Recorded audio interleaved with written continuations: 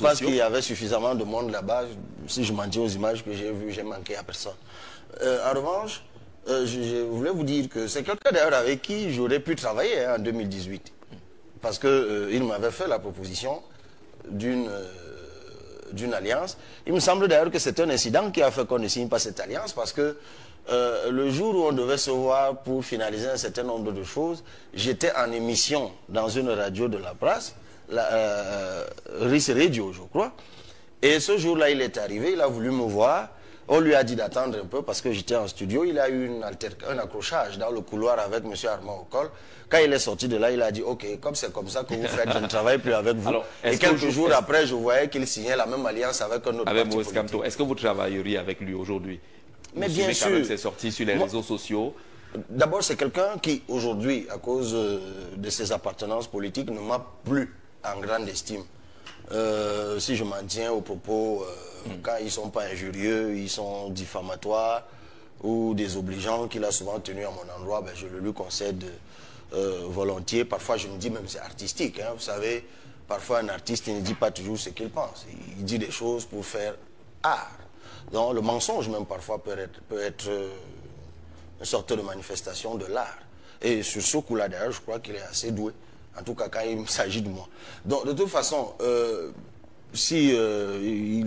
ne doute pas un seul instant de sa volonté très prononcée de par ses chansons, avant même qu'il n'entre en politique, de sa disposition à œuvrer pour le changement. Et nous nous rejoignons au moins sur ce point. Nous n'avons pas les mêmes approches, peut-être pas les mêmes convictions, mais nous nous rejoignons au moins sur ce point. La prochaine photo. Je pense qu'il y avait suffisamment de monde là-bas. Si je m'en tiens aux images que j'ai vues, j'ai manqué à personne. En revanche, je voulais vous dire que c'est quelqu'un d'ailleurs avec qui j'aurais pu travailler en 2018. Parce qu'il m'avait fait la proposition d'une alliance. Il me semble d'ailleurs que c'est un incident qui a fait qu'on ne signe pas cette alliance parce que le jour où on devait se voir pour finaliser un certain nombre de choses, j'étais en émission dans une radio de la place, RIS Radio je crois, et ce jour-là il est arrivé, il a voulu me voir, on lui a dit d'attendre un peu parce que j'étais en studio, il a eu un accrochage dans le couloir avec M. Armand Ocol. Quand il est sorti de là, il a dit ok, comme c'est comme ça que vous faites, je ne travaille plus avec vous. Alors, et quelques jours après, je voyais qu'il signait la même alliance avec un autre parti politique. Est-ce que vous travailleriez avec lui aujourd'hui? Mais bien sûr. C'est sorti sur les réseaux sociaux.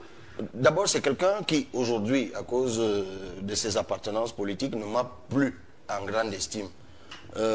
Si je m'en tiens aux propos, quand ils ne sont pas injurieux, ils sont diffamatoires ou désobligeants qu'il a souvent tenus à mon endroit, ben, je le lui concède volontiers. Parfois, je me dis même c'est artistique. Hein, vous savez, parfois un artiste il ne dit pas toujours ce qu'il pense. Il dit des choses pour faire art. Donc, le mensonge même parfois peut être une sorte de manifestation de l'art. Et sur ce coup-là, d'ailleurs, je crois qu'il est assez doué. En tout cas, quand il s'agit de moi. Donc, de toute façon, je ne doute pas un seul instant de sa volonté très prononcée de par ses chansons, avant même qu'il n'entre en politique, de sa disposition à œuvrer pour le changement. Et nous nous rejoignons au moins sur ce point. Nous n'avons pas les mêmes approches, peut-être pas les mêmes convictions, mais nous nous rejoignons au moins sur ce point. Vous savez, il y a quelques jours, c'est juste une petite anecdote au passage, j'ai rencontré une avocate, dame, avocate, qui pendant environ 1 heure n'a eu de cesse d'essayer de me convaincre de la nécessité d'une coalition de l'opposition. Ben, moi, je lui disais, madame, vous êtes en train de défoncer une porte ouverte. C'est pas moi qu'il faut le dire. Et puis, au bout de l'échange, je lui ai demandé, madame, pendant qu'on y est, montrez-moi votre carte d'électeur. Et elle m'a dit qu'elle n'en avait pas. Elle n'était pas inscrite. Une avocate. Là, je ne vous parle pas de quelqu'un qui n'est pas à l'école. Là, je vous parle de quelqu'un qui est avocate. Et je lui demande, madame, de quel droit vous pouvez prendre un leader politique comme moi en otage depuis lui demandant de rentrer dans une coalition, alors que vous n'allez pas voter. D'être confondu en un rire un peu, enfin embarrassé. Mais c'est ça la réalité. Je crois qu'il y a, je dis toujours que les Camerounais parlent de la politique et des hommes politiques et des acteurs politiques comme ils parlent des joueurs des grands clubs européens qui jouent la Champions League. Et les gens parlent de leur propre vie, de leur propre quotidien. comme s'il parlait d'un spectacle qui est étranger et qui leur est étranger. Non. Il y a une chose qu'il fait. Il y a que le peuple lui est assassiné. Et l'un n'est pas lié à l'autre.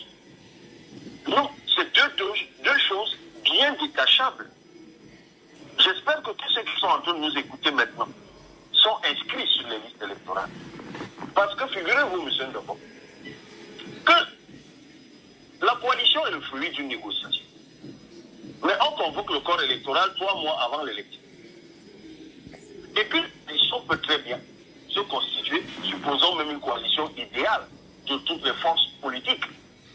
Elle peut très bien se constituer, une semaine, 1 mois, 2 mois avant les élections. Mais il faut bien dire qu'une semaine, 1 mois, 2 mois, 3 mois avant les élections, on ne s'inscrit plus sur les listes électorales. Ça veut dire que celui, le citoyen qui, lui, attend d'abord de voir l'opposition se réunir pour s'inscrire sur une liste électorale a tout fait faux. Il n'est même pas sérieux. Il n'est même pas crédible. Alors, avant de... puisque... Le citoyen prenne ses responsabilités, M. Ndabo. Très bien. Depuis le 2 janvier. Alors, parlons justement des responsabilités des citoyens. On va peut-être accorder 2 minutes à cette dernière préoccupation qui va nous conduire à la deuxième dorsale qui malheureusement nous prendra dans les 20 dernières minutes. Vous dites quoi donc des perspectives de cette opposition avec des mouvements comme celui lancé récemment par le père Lado qui justement appelle, selon lui, à la mobilisation des citoyens et notamment des citoyens chrétiens? Mais oui, mais ça c'est une très bonne chose. Il y a même en dehors de lui, j'ai vu M. Abdourahmane Amadou Abba qui se battait beaucoup sur les questions de football, puis qu'il a lui enjoignant de publier la liste électorale conformément aux dispositions légales. Et moi je suis heureux, parce qu'il ne faut pas faire de la charrue après M. Ndabo. Donc je salue des 2 mains.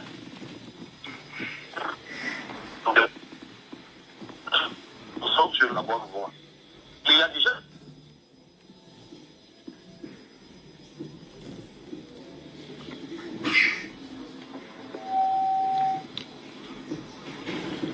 alternative qui esquive d'ailleurs la révision constitutionnelle.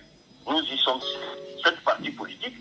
Et pour une fois, moi j'ai été très heureux qu'une coalition de travail se mette en place.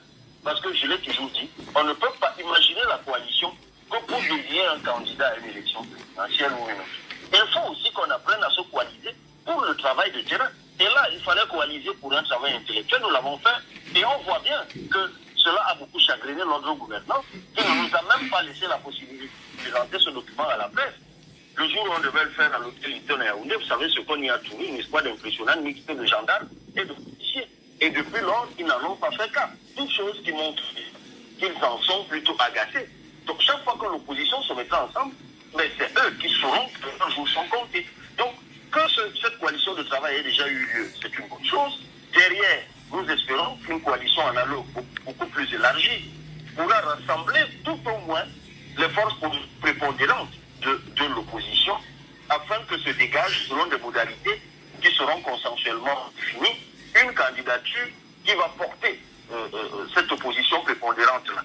Moi, je nourris cette expectative du plus profond de mon cœur. En attendant que cela se produise, parce que ça se fera au bout des rencontres, des discussions, des négociations, comme ça se fait ici et ailleurs. En revanche, ce qui ne doit pas être, effectivement, ce que le père Lado dit, ce que Abdourahmane Amadou dit, c'est que chaque citoyen qui est en train de nous écouter maintenant doit avoir son arme électorale dans sa poche, qui est la carte d'électeur. Dans chaque arrondissement du Cameroun, il y a une antenne URECA. Prenons cette affaire à cœur. Disons-nous que le changement que nous espérons tous dans notre pays est tout aussi important que les activités socio-économiques que nous allons mener pour les matins. C'est tout aussi important, voire le plus impérieux que notre bataille du quotidien pour la vie. Parce que ce changement que nous souhaitons va forcément impacter positivement sur ce que nous allons faire au quotidien. Donc, nous pouvons dégager dans notre temps 15 minutes, 10 minutes, 20 minutes, 30 minutes.